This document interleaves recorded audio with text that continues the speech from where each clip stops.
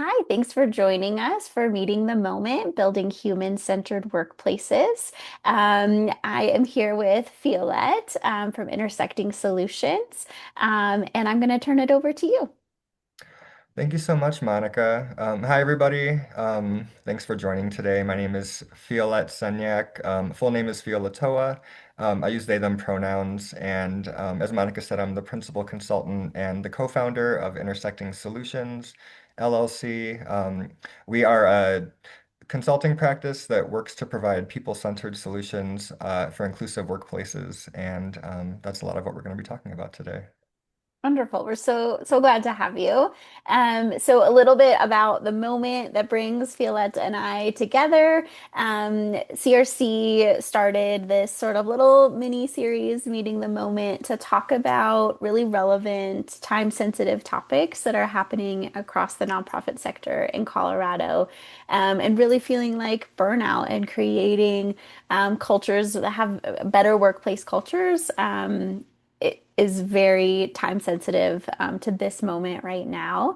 So I'm going to share some stats to sort of like ground us in the why this conversation is important. 95% of leaders express some level of concern about burnout, and 34% report that staff burnout was very much a concern for them in the last year. 33% of leaders say that they are very much concerned about their own burnout, and half report they are more concerned about their burnout now than they were last year. 76% of surveyed leaders indicate that burnout among their staff is at least slightly impacting their ability to achieve their mission, with 25% reporting that burnout is moderately or significantly impacting their ability to achieve their mission. The nonprofit sector's turnover rate sits at approximately 19%, compared to 12% of other sectors. One in three nonprofits are struggling with retention and turnover, according to this report, and 59% report significantly more difficulty filling staff positions. And this report was from 2024. And a study from 2022 reported that 22% of nonprofit employees lived in households that were unable to afford basic necessities like housing and healthcare. And so Fiolette and I were just making some connections that a lot of these stats feel very relevant to the conversation that we're having, and thinking about the people who show up in the nonprofit sector. We're professionals that really excel at caring for people and causes that we're really passionate about. And we often overlook our own well-being. When employees' mental and emotional well-being suffers, it impacts every part of work and life, and can create a ripple effect across our communities and the organizations that we serve. And we know that it's a cycle, hearing stats about leaders and how that relates to their staff. And so it's not just about wellness perks, and talking about structural changes, but also talking about cultural changes and root causes to burnout as well. Um, and so, yeah, the stats that I just listed are from a 2024 report from the Center of Effective Philanthropy, which will also be linked in the packet if you want to read more about the report. So any thoughts you want to share, Fiolette, about those stats before we dive into our other questions? Yeah, maybe two quick thoughts about a couple of the stats you shared, and not to unpack them at great length, but I think the first one that you shared, there was an interesting comparison there. 95% of leaders in this survey expressed some level of concern about their own burnout. 95% of those leaders. However, 34%, so less than half of that, were concerned very much about their team over the last year. So even there, we can see where, as leaders, like we might be burned out ourselves, or concerned about becoming burnt out, or somewhere in that spectrum. And we might know that our staff are experiencing that too, but then the concern or the capacity to have that concern or to feel like there's something to do about it might be lacking. And so I think that stat leads directly to our conversation, I think is a good reference point for us to have as we talk about some of these things. And then one of the last stats you shared, I just wanted to mention, recall about 22% of nonprofit employees saying that they lived in households unable to afford basic necessities like housing or healthcare, things like that. I mean, that's almost a quarter of the population that was surveyed. And if that was 2024 or 2022 following the pandemic, I'm sure the number is probably greater in 2026. And so I think it adds another element to our conversation as we think about workplaces and employers. And, we talk about things that are traditional or maybe some more holistic ways that we can try and approach building healthier workplaces and reducing burnout. I think it's also adding an element of given where we're at in 2026, knowing that we're collectively and individually carrying, different challenges and dynamics and struggles, everybody. I think it's adding an element of what can workplaces do that's maybe not traditional or thinking outside of the box, if you will, to try and think about our people and our employees and our teams and what we can do. I love that. Yeah. Um, could you tell us a little more about yourself and intersecting solutions and how you think about intersectionality in the nonprofit workplace? Yeah, thanks. My journey of creating intersecting solutions is somewhat tied to my own experience of burnout throughout my career. So a little bit about me, I've worked in human resources, predominantly in the nonprofit sector for about 25 years, about 22 years before starting my consulting practice, which started in 2023. And um, and throughout those, 20 plus years at different employers, I was either the one person HR team, or the HR director, or I was on a team of a few people, working with limited resources, an ever-changing budget, different challenges year to year, and working really hard in the nonprofit sector, right? I'm a mission-driven person. And I've always cared deeply about specifically like environmentally driven organizations or youth-based organizations. And a lot of my experience was there. And also, throughout that time, I had, different employers where I was working 60-hour weeks or there wasn't flexible time or different challenges that came up, budget constraints, turnover, different things that were kind of, more typical workplace challenges. And also, as individuals, we are all a collection of multiple identities, right? And so I feel that I'm a white person, and also I'm queer, neurodivergent, and non-binary. And throughout my career, I faced a lot of different challenges around different identities that I hold. Um, Especially as I tried to gain different leadership positions within nonprofits, throughout my HR career. One job in particular, I had the highest HR position on the chief people team or on the chief leadership team. And throughout that tenure of that role, I was dealing constant migraines, and suffering severe kind of like physical unhealthiness, I'll say, leading to kind of a mental spiral, feeling trapped, feeling like I was second guessing my own work, even though it was my expertise for years. Feeling like I couldn't even present myself as a leader because of different insecurities that I was taking on, because of burnout, because of different oppressions I was facing, right? And this is me as a white person, still experiencing this with different privileges that I carry. And so I know from my own friends and different colleagues, different leaders of color who have shared with me their own experiences about compounding levels of, racism, oppression, emotional labor, and other challenges of trying to be a leader in the nonprofit sector. Whether it's at a top leadership position or a manager or director, anybody trying to demonstrate leadership. The more non-dominant identities that we possess, as we take on leadership positions, we're bound to face more challenges. And so I think that's another aspect of organizational burnout that is key to this conversation is organizations being aware of that and trying to figure out different ways outside, again, of traditional ways to try and take care of our employees, whether it's the CEO, the ED, who can be supported by their boards and their staff, or other folks on the team, who can be supported by their leaders and their coworkers. Um, Yeah. And so Intersecting Solutions started in 2023. Sorry, I went off on a bit of a tangent. And It's welcomed. and It's welcomed basically, here. yeah, it's okay, good. Basically, it was I had left my last employer job, feeling burned out, feeling like I couldn't work another 60-hour week on a regular basis. And not for the compensation and the benefits that I was receiving. Um, so I left my last employer job and in January of 2023 started Intersecting Solutions with my co-founder, Juan Perez Saez.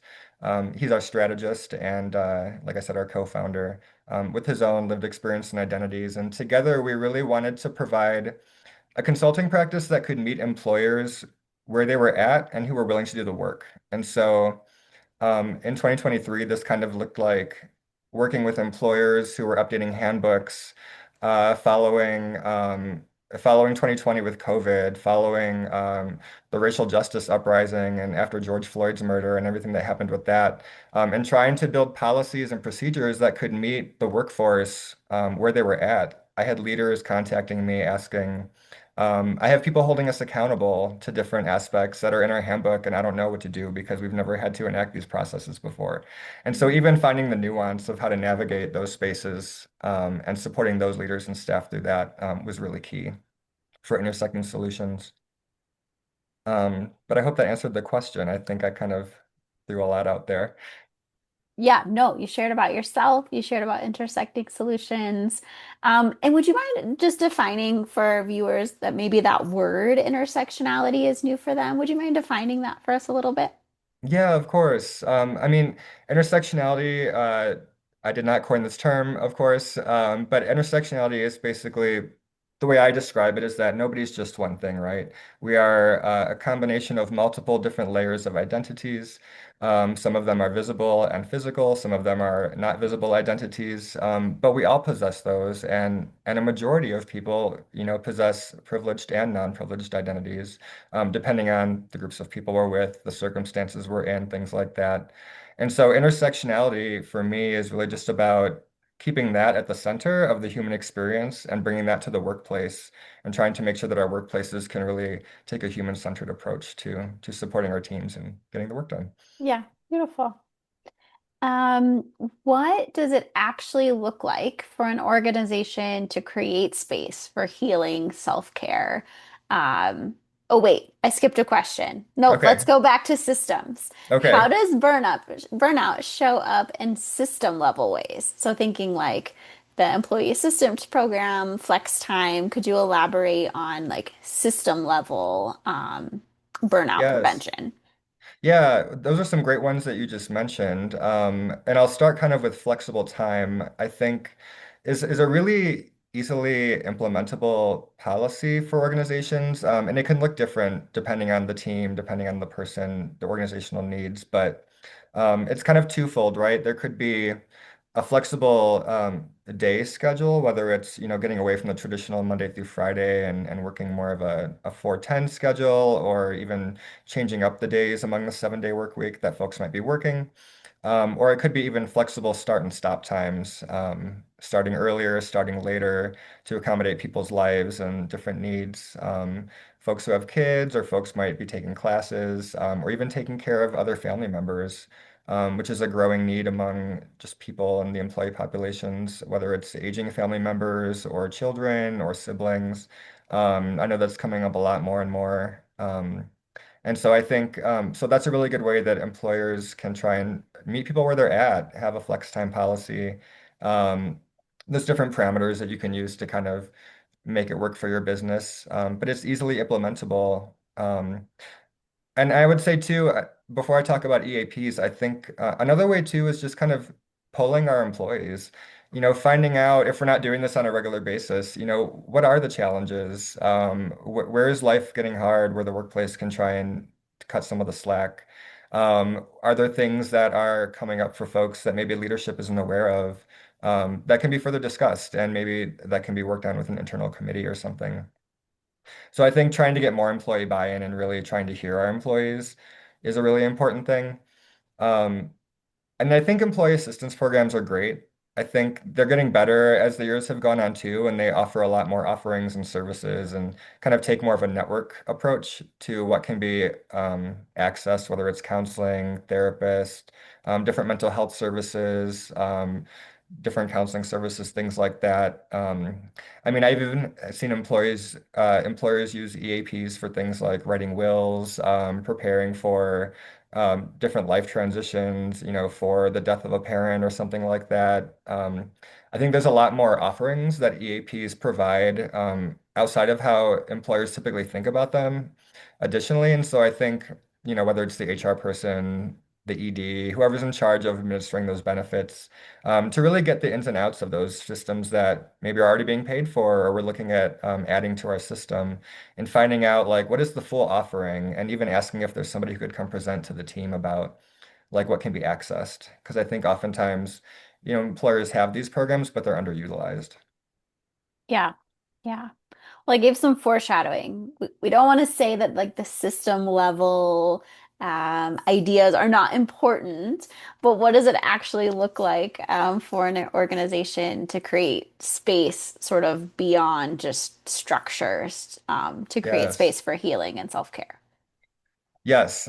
I'm so glad you asked. I think so much of this comes down to trust for me, and trust is linked with organizational culture, right? And so if we talk about even like a flex time policy, and whether, say a nonprofit says, we're creating a new policy, here's how you apply to either change your working days or your work schedule. Um, that can be true. And also, if there's no culture of practice for recognizing that that's a perfectly fine and okay thing to do, removing stigma, removing secrecy from it, keeping these things transparent, making sure that managers are evaluating these requests in a consistent way, right? We want to make sure that there's calibration among leadership, and so there's not inconsistencies about approving these kinds of requests or making sure that there might be discrimination happening subconsciously because of, non-calibrated processes and things like that. So I think, for me, there's policies and processes, but then there's the organizational culture of practice to either reflect back that, yes, this is our policy and we're saying that this is how we do this and the employee experience is reflecting that that's how this is happening. Or there's nonprofits where there's a policy and it's maybe inconsistently applied, right? Like one employee is allowed to have their flexible schedule, but then another employee has applied 3 times and it's just not the right time for their team. And so they keep getting Hmm. denied. Yet they have all these challenges affecting their life outside of the workplace that they still can't seem to reconcile. Um, so, so again, I think it's about creating trust in that organizational practice. And the trust piece, I think, comes from a couple things. It comes from employees seeing that, okay, yeah, we have this policy and it is applicable and it works and people get approved and you don't get in trouble for requesting this accommodation.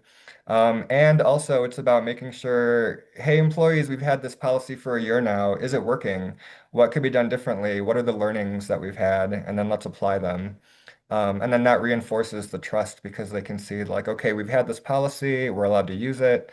Some people are actually, it's helping them. There's feedback looping back in to inform the process. And so for me, it's about, a lot of this is about applying, business effective practices to the people aspects that often get overlooked and just making sure that we're thinking through them with the same strategy.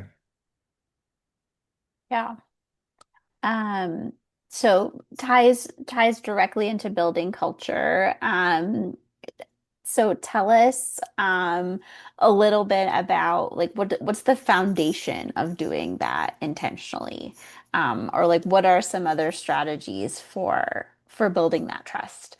For example, you and I had talked about, maybe performance reviews happen on an external level to maintain relationships and trust. Yes. Yeah. So a client of mine that I work with, they have two kind of levels of supervision. Not really levels. They kind of have two spheres of supervision. They have traditional performance employee supervision that feeds back into their professional development process and is more about kind of the day-to-day aspects of the job and behavior and things like that.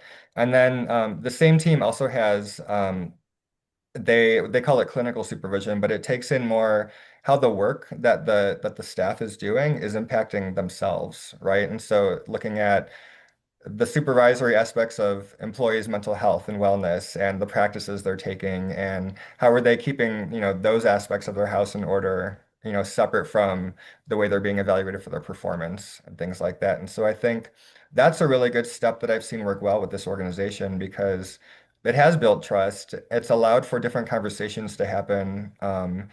In supportive ways for folks that wouldn't have traditionally happened. And it's also added an additional feedback loop because the different supervisors can also kind of check in with each other about different trends they're seeing and things like that to make sure that there's cohesion across the organization. Yeah. So that's one aspect of that. Um, some other things that are coming to mind too are like I've seen organizations contract out counselors and or therapists, specifically in like more rural nonprofits where maybe the teams are at like an outpost or there's like a small team spread out more from like separate from the Denver base, for example. And so I've seen like a therapist come in, visit once a week, and just check in with folks. They could schedule office hours if employees want that.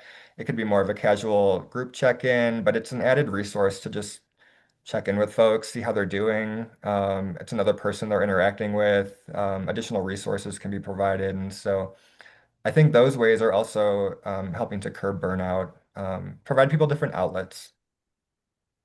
Yeah.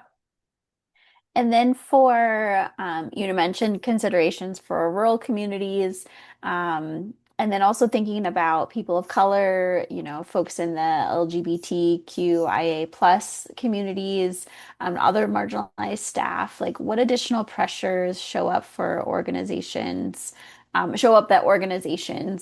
nonprofit leaders should be aware of? Yeah.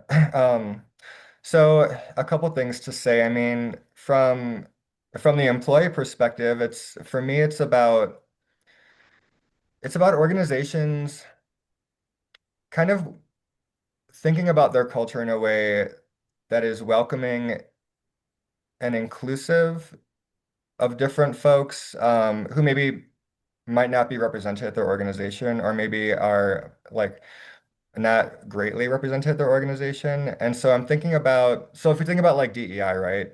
A lot of times organizations want to know like, how do we add folks of color to our organization? How do we increase diversity, whether that's people of color or LGBTQ folks, disabled folks? It's always a question of like, how do we get to our organization as opposed to The how do we glass retain ceiling. or how do we attract or like, Yeah. why don't people want to come work here who don't look like us? So Mhm. asking those questions and almost doing the reverse, right? Like, well, like if there's a particular group of people that you're trying to bring to your organization, do we have folks like that here at the organization? And what is their employee experience like? Have they all left? And maybe we should look at their exit interviews and figure out what we did wrong. Right. And so asking those kinds of questions to support staff who might be folks of color, might be LGBTQ, and might be the only one or one of the only ones at an organization who will face, being looked at as the only one, whether it's consciously or subconsciously, who will face different challenges from leaders, whether it's the application of policies and processes, will they be looked at the same way for promotions, things like this. And so I think as leaders can build more of a culture of transparency, trust, and equity, right? Which for me is about understanding that different people will require different things to show up and be supported to do their best work and be their best selves. It's not about fairness. I think then that can really help support employees. But I think, conversely, I know firsthand from a lot of leaders of color, specifically executive directors and CEOs over the last 2 to 3 years in Denver alone who have left their organizations for various reasons. And a lot of those reasons were largely tied to the burnout, the isolation. Um, they say that that CEO ED job is very lonely at the top. And imagine if you carry multiple non-dominant identities, it's going to be a lot more isolating. There's going to be a lot less support, and even a lot less community to be there, to support you with the challenges you're facing.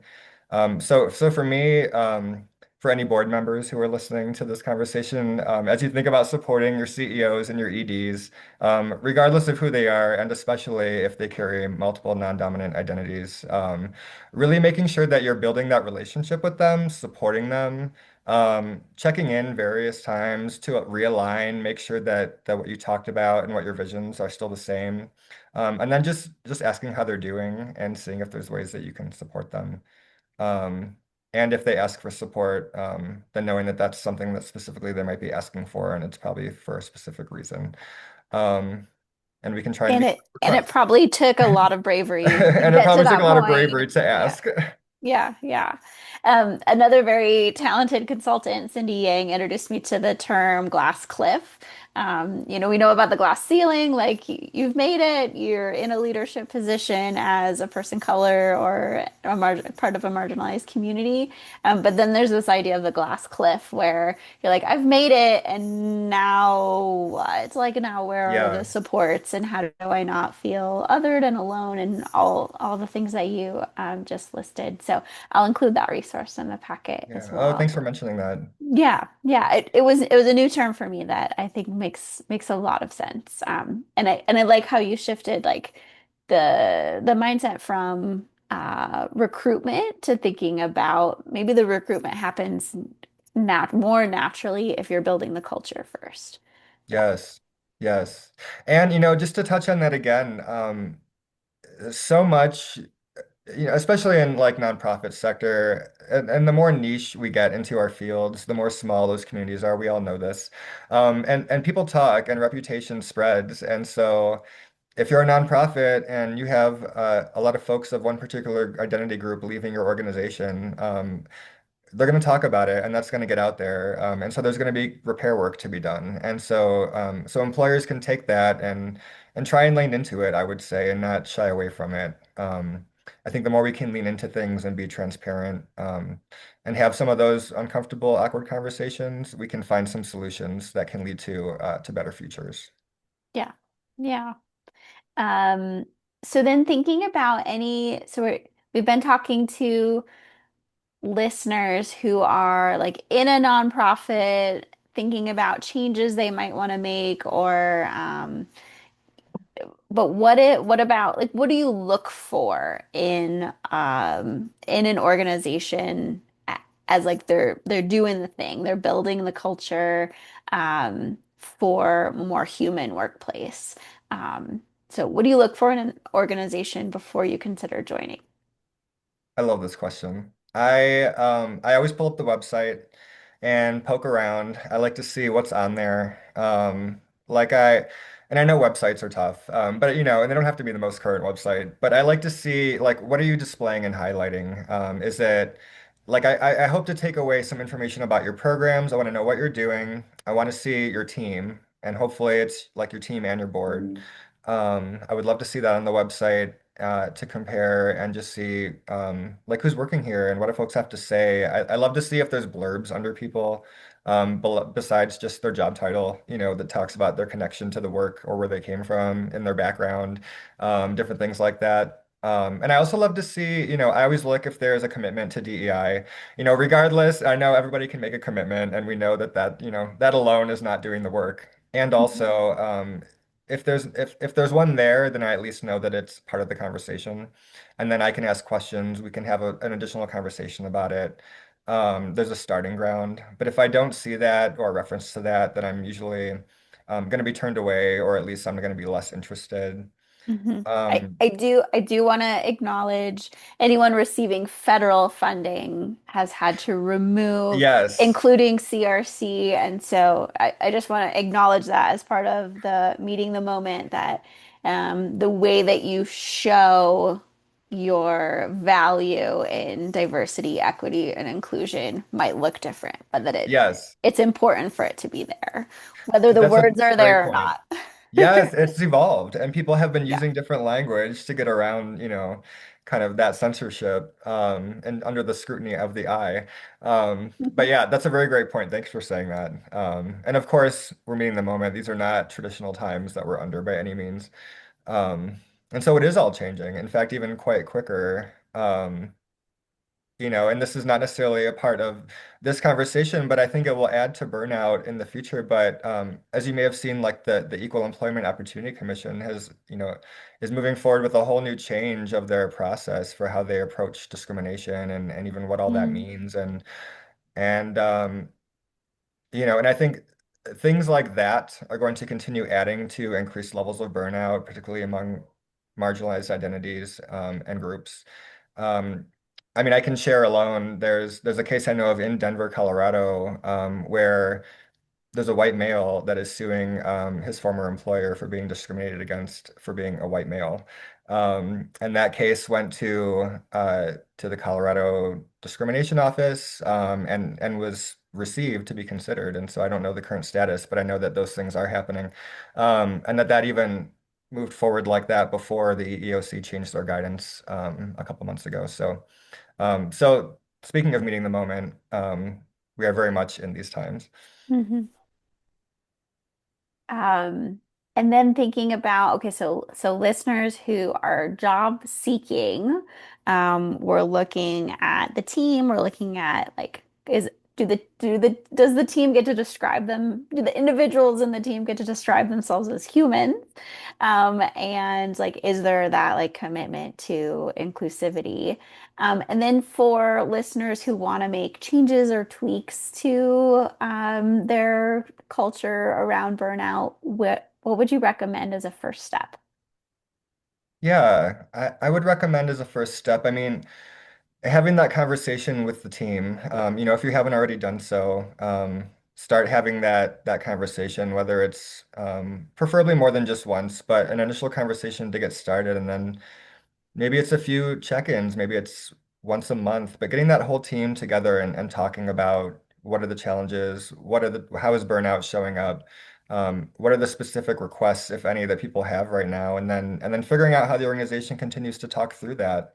Um, they might want to bring in external folks to try and help with tools or resources, or even to facilitate some of those discussions, depending on, where the organizational culture is at. If it's more tense, I definitely recommend bringing in somebody to facilitate some of those conversations. Like Um, intersecting solutions? like Intersecting Solutions, Okay. which would be happy to do that. Mhm. And two other things I want to mention in regards to some of this too are our demographic surveys, right? So like getting to know like who all works at our organization, like who are we? Which to my point earlier, there's so many identities that we all carry that are not visible identities. And obviously, these types of surveys should be done with intentionality, with confidentiality and anonymity, if depending on the circumstances. They can be used as trust building tools and provide useful information. And also, there might be organizations that aren't ready for that at the current moment. So, there's a self-awareness piece to that. And another thing I'll mention is like an audit of practices. I do HR audits of organizations, but I've even started creating a tool that I call an audit of practices. And so if we think about, right, like we have our policies that tell us what to do and why. We have our procedures that tell us like how to do those policies and who's involved and when. And then we have our practices, which is kind of the unofficial way that we actually do all that stuff, whether it's per the policy or per how we feel like it or because things are stressful right now. But the practices really are the reflecting pool of how are we doing compared to our policies and our values. Um, so I'm a big fan of doing this audit of practices where you look at all that and you talk to some of the different people and you figure out like where are we in all of this and how are things showing up? And then you can have identifiable measures to try and make corrections, make adjustments, try different things. So Yeah. yeah, those are some of the things that I would suggest. We Um, started with data, ending with data. yes, Collect the data is our friend. data. Data is important. Anything else you want to share with us? Let's see. One thing I'll share actually, I'll make a little selfless plug. I'm working with two clients of mine right now. I'm developing a foundational training that's contextualized for their two nonprofits, but all around neurodivergence, and neurodivergence in the workplace. And so we will dive into definitions and terms and talk about talk about what that looks like. We'll talk about some stigma and taboo, and then we'll talk about the workplace and provide tools and resources for employees and employers to navigate either being neurodivergent in the workplace or how to support your employees and or supervisors who are, and how to just build a better conversation around that with teams. So I'm really having a lot of fun working on that and putting that together. And I'll be delivering the first of those trainings in a couple weeks with a client of mine. So I'm excited to dig in. Wonderful. Well, that Yeah. leads us to like, where can we find you? Where can we sign up and learn more? Yeah, thank you. Well, I'm here in Denver, Colorado. I can also be found at intersectingsolutions.com, which I think we'll share out with the packet. But intersectingsolutions.com. I'm also at intersectingsolutions@gmail.com. And then there's additional Fiolet at intersectingsolutions.com email. Um, and we work nationwide. We can meet in person with folks here in Denver, Colorado, and we also have clients that are spread around the country. And folks can find us there. We're also on LinkedIn and Instagram at Intersecting Solutions. Yeah, all the things. I All love the it. things.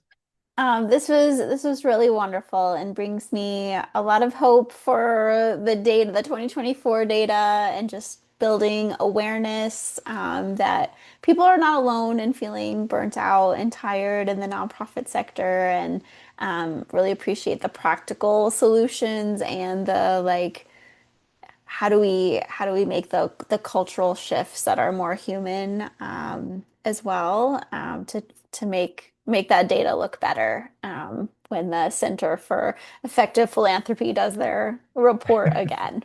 So Yes. thanks so much, Violet, for joining me and make sure you check out the packet for all the extra information. Thank you so much, Monica, for having me. This was really fun, and I appreciate getting some time to share all this with you and yeah, with everyone who's listening. Thank you so much, and I will look forward to talking to some of you soon.